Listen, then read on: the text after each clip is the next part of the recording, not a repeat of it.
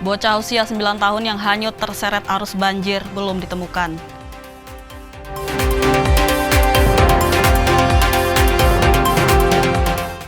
Perjuangan pasien menerjang banjir Kaligawe, Kota Semarang.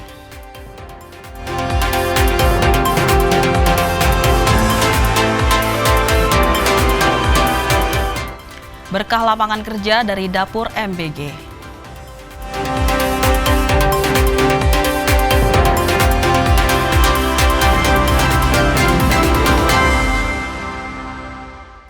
Saudara, apa kabar Anda hari ini? Selain 3 informasi tadi, sejumlah informasi menarik lainnya akan kami hadirkan untuk melengkapi Kompas Jateng hari ini. Selama 30 menit ke depan, Kompas Jateng akan menyajikan informasi independen dan terpercaya seputar Semarang, Jawa Tengah, dan Yogyakarta bersama saya, Gina Wirana.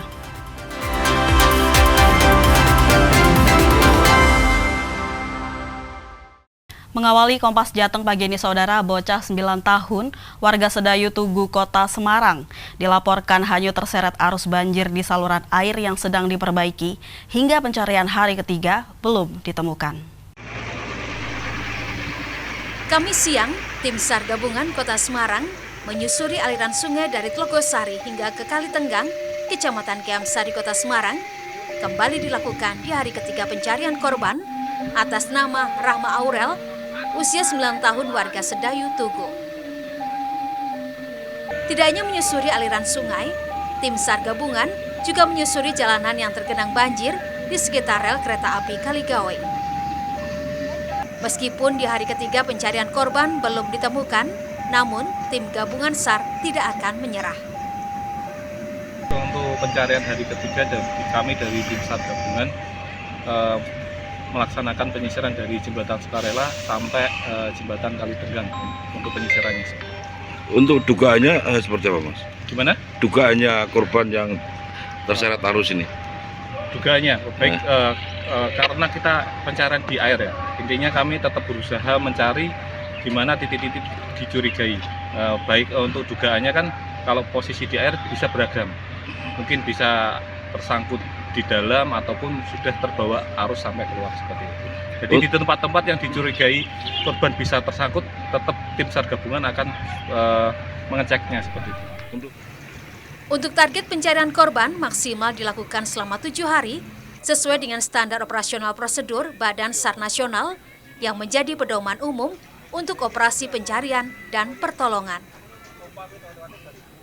Heri Widodo, Kompas TV, Semarang, Jawa Tengah. Kita beralih ke sorotan lainnya, saudara. Banjir yang menggenangi Jalan Pantura Kaligawe, Kota Semarang, penghubung Kabupaten Demak, Kamis pagi mengakibatkan kemacetan panjang di jalur arteri Yosudarso, Kota Semarang. Dari pantauan, kemacetan terjadi sejak persimpangan Kalibanteng menuju kawasan Pelabuhan Tanjung Mas hingga simpang Jalan Kaligawe, Kota Semarang. Sejumlah pengemudi truk harus bersabar, bahkan memilih mematikan mesin dan keluar kendaraan sambil menunggu kemacetan yang terjadi. Bahkan saat bisa kembali bergerak, mereka harus melambatkan laju truk.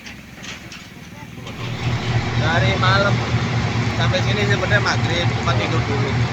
Mulai jalan jam 2. Jam 2 malam, macet gini seperti ini, Pak? Iya. Tadi macet jam berapa jam, Pak? Dari jam 3 malam, Pak. Jam 3 malam? Iya, dari itu naik koper Semarang ini.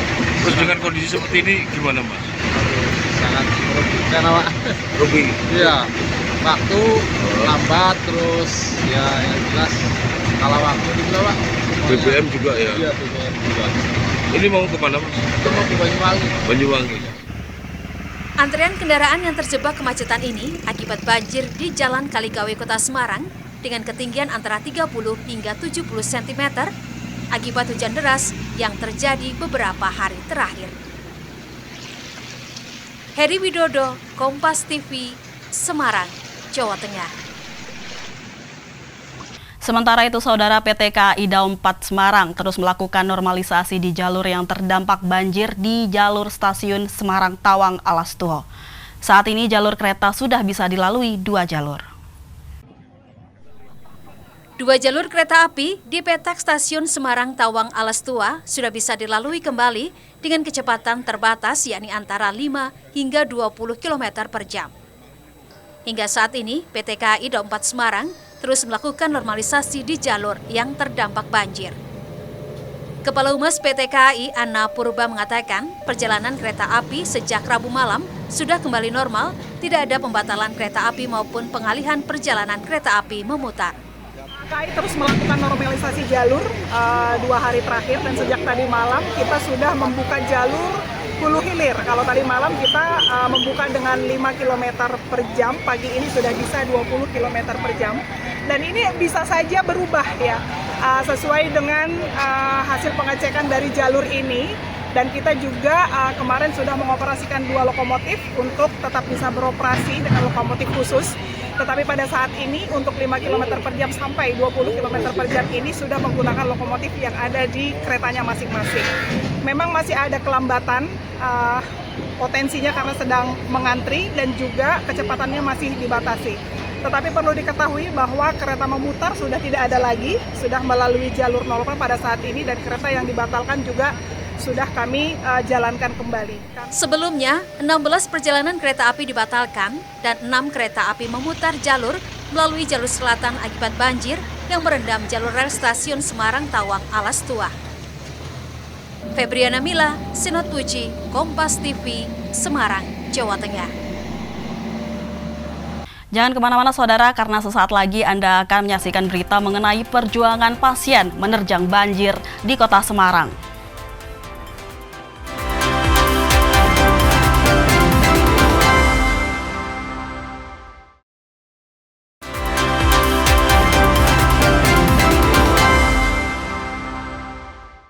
Saudara, terima kasih Anda masih di Kompas TV Jateng bersama saya Gina Wirana.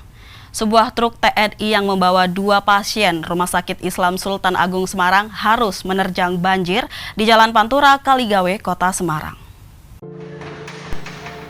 Rabu malam, truk TNI disiapkan di depan instalasi gawat darurat Rumah Sakit Islam Sultan Agung, Kota Semarang.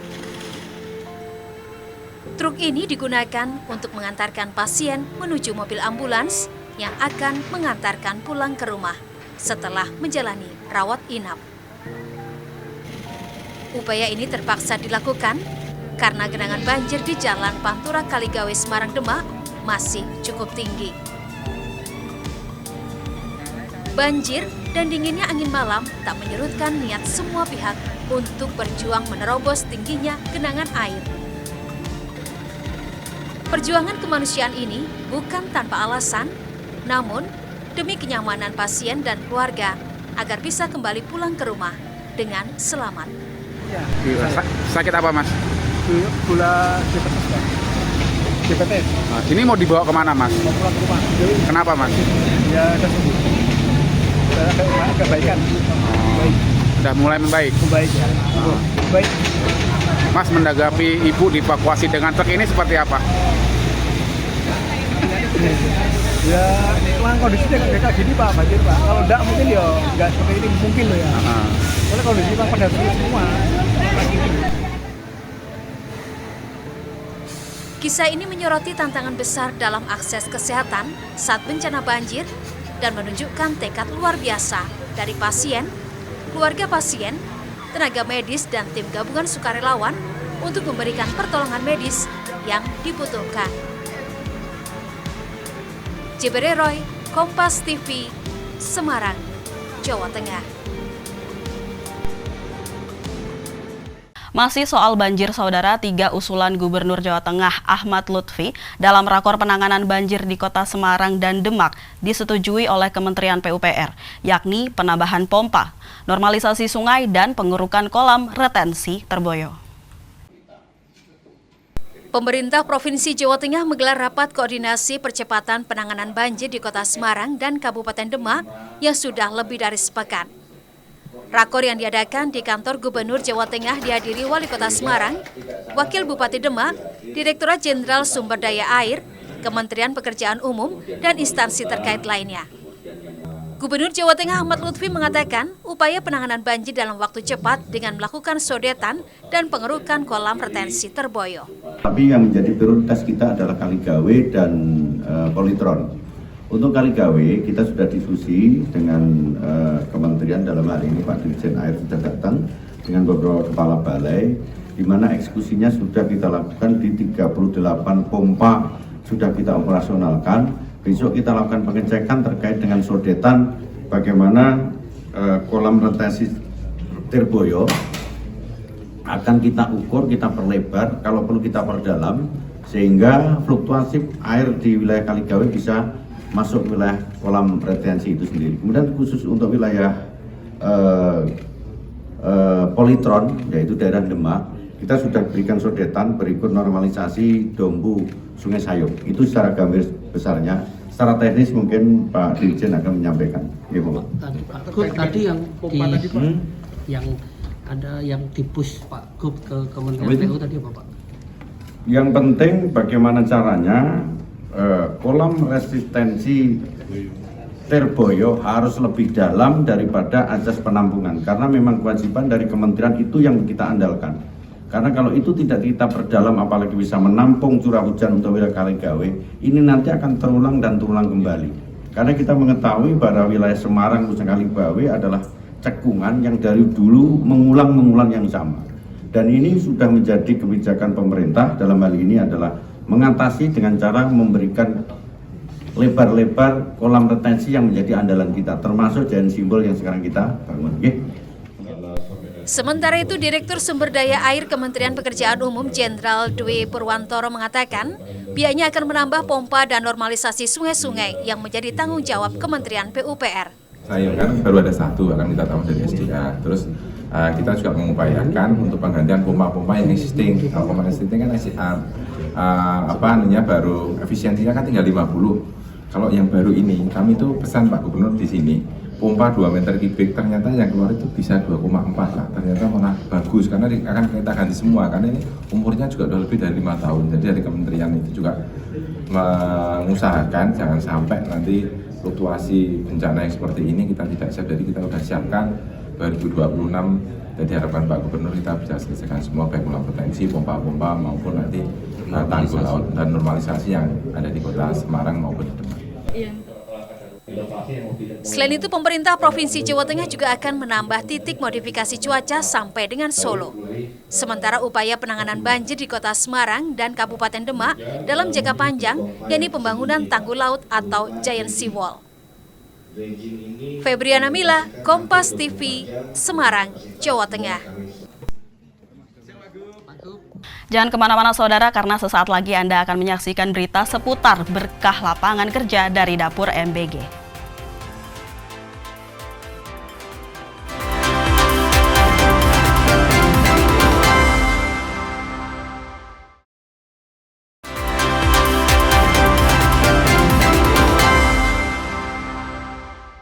Terima kasih saudara, Anda masih di Kompas TV Jateng bersama saya Gina Wirana. Untuk membantu UMKM tetap eksis, sejumlah pelaku usaha yang tergabung dalam paguyuban Republik Dagang Gayeng mendirikan pusat suplai sembako murah di Kota Semarang untuk memenuhi kebutuhan dasar pelaku UMKM. Harga kebutuhan pokok seperti beras, minyak goreng, telur, gula hingga tepung yang ditawarkan oleh paguyuban Republik Dagang Gayeng ini dijual sangat murah dibandingkan harga di pasaran demi membantu pelaku UMKM di Kota Semarang. Diharapkan dengan adanya pusat suplai sembako ini bisa turut menstabilkan harga sembako di pasaran dan menjaga biaya produksi UMKM tetap efisien. Republik Dagang Gayeng Trade Center. Trade Center itu pusat yang nanti akan mensuplai kebutuhan materi pokok sembako di pelaku UMKM Dagang Gayeng. Misal seperti beras, terus minyak, telur, sama tepung yang sangat dibutuhkan oleh sektor kuliner yang sesuai dengan spesifikasi pedagang. Dan nanti akan kami jual dengan harga di bawah pasar. Tidak hanya menyediakan sembako dengan harga murah, Republik Dagang Gayeng juga akan memberikan keterampilan dan pengelolaan lewat workshop bagi pelaku UMKM. Dengan adanya Republik Dagang Gayeng Trade Center ini harapannya bisa memajukan para anggota UMKM yang berada di naungan Republik Dagang Gayeng tersebut, sehingga suplai dari kebutuhan pokok untuk usaha mereka bisa dipenuhi dari kami. Konsep Republik Dagang Gayeng lahir dari riset pasar dan kajian mendalam. Untuk sistem permodalan dikelola dan dipasarkan oleh anggota sendiri, sehingga keuntungan dapat kembali ke pedagang. Hingga saat ini, Republik Dagang Gayeng memiliki anggota 500 UMKM yang tersebar di Kota Semarang dan sekitarnya. Senat Puji, Kompas TV, Semarang, Jawa Tengah. Informasi lainnya, Saudara, salah satu satuan pelayanan pembunuhan gizi atau SPPG di Kabupaten Pekalongan, Jawa Tengah merekrut relawan dapur makan bergizi dari berbagai macam kalangan. Mulai dari pengangguran, warga sekitar, pengepul rongsok, sampai ibu rumah tangga yang menganggur. Sebanyak 47 relawan dapur MBG di Desa Kulu, Karanganyar, Kabupaten Pekalongan, 70% diantaranya adalah warga kurang mampu. Mereka diberdayakan pihak yayasan yang mengelola SPPG, salah satunya untuk mengurangi angka pengangguran sekaligus memperbaiki perekonomian keluarga. Sebelum bekerja di SPPG, mereka menjalani serangkaian tes, kemudian setelah diterima bekerja sesuai bidang yang bisa dilakukan. Salah satu relawan di bagian pemorsian, Sulis, dia sebelumnya ibu rumah tangga biasa yang menganggur. Dengan adanya program makan bergizi gratis dari pemerintah, ia bekerja dan bisa menambah penghasilan rumah tangga. Alhamdulillah sangat terbantu ya, karena penghasilannya kan tetap, terus yang saya harapin di atas UMK. Di atas UMK. Oh, kalau komentar keluarga gimana Ibu kerja jadi relawan di MBG ini? Support sih Mas ya, walaupun berangkat malam tapi karena manfaatnya untuk anak-anak sekolah juga kebantu, saya juga termasuk penerima. Sarapan di rumah kan kadang susah, jadi kalau di sekolah pasti makan gitu. Oh gitu ya. Bu, gimana Bu pendapat Ibu tentang MBG di Indonesia terutama? Menurut saya perkembangannya bagus ya, dari awal tahun sampai sekarang udah hampir 5.000 lebih, jadi mengangkat sekian banyak pengangguran sih Mas ya, jadi bagus dan saya dukung 100%. Ada juga Setia Wibowo yang bekerja menjadi sopir mengantarkan ompreng ke setiap sekolah. Dulu, Setio hanya bekerja sebagai tukang pencari barang rongsokan. Dengan adanya dapur MBG, perekonomian keluarga menjadi terangkat. Sebelum gabung di sini, wira swasta aja Mas, pernah jadi pengepul rongsok, keliling pakai gerobak. Oh gitu ya. Oh, terus gimana lama itu? Dulu sekitar 2 tahun. 2 tahun. Nah, terus gimana bisa sampai kerja di sini, awalnya gimana bisa? Ya kan saya warga sini Pak, jadi ada info dapur MBG kan. Dari kebetulan yang punya yayasan juga orang sini, jadi beliau Mbak Ika ngeser informasi itu di grup lingkungan. Akhirnya saya tahu, akhirnya saya ikut bergabung di sini, alhamdulillah bisa terima. Sementara pemilik yayasan menyebut salah satu manfaat adanya SPPG adalah bisa mengakomodir warga desa kurang mampu dan menganggur. Bahkan di dapur ini, relawan ada juga dari anak jalanan, buruh serabutan, dan mantan karyawan pabrik yang menjadi korban PHK massal. Solusi bagi ketenagakerjaan, dan di situ diharapkan para relawan, para tenaga kerja dari sekitar dapur kita akomodir.